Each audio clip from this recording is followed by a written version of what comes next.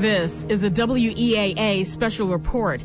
In terms of your finances and what's ahead in the new year, I talk with an assistant professor of finance at Loyola University, Maryland. Mark Johnson says, as it turns out, Black Friday was a plus.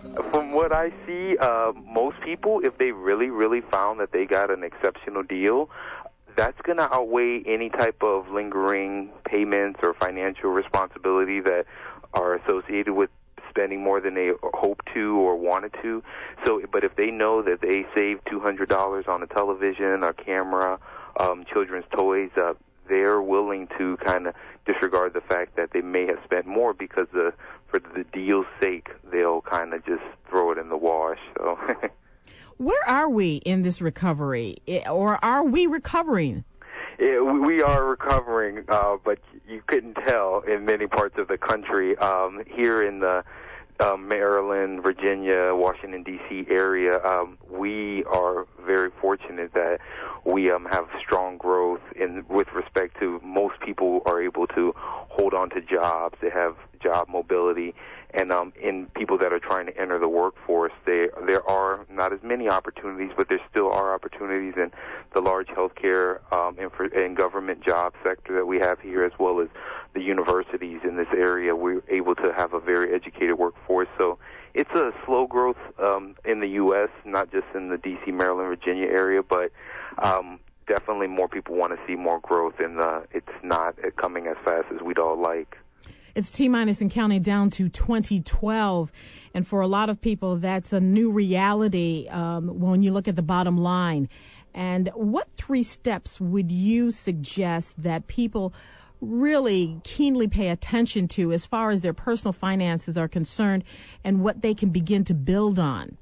Yes, with respect to getting ready for the new year, we always want to do things better. We always want to grow and make sure we've learned from our past and making sure we're always advancing.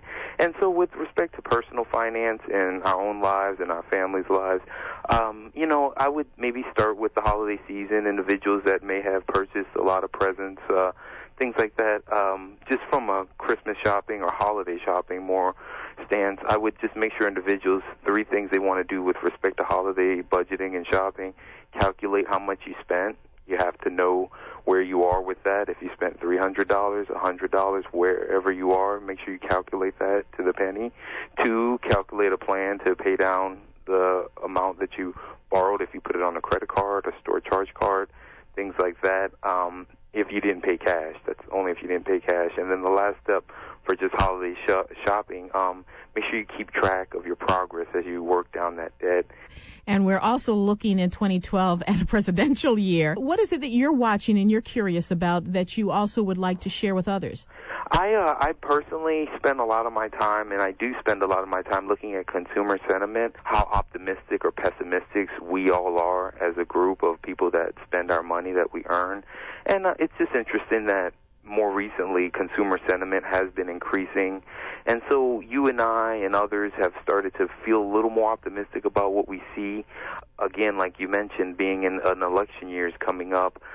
People are definitely interested to hear what we are definitely yearning for some growth, some stability in housing markets, labor markets. I'm Beverly Burke.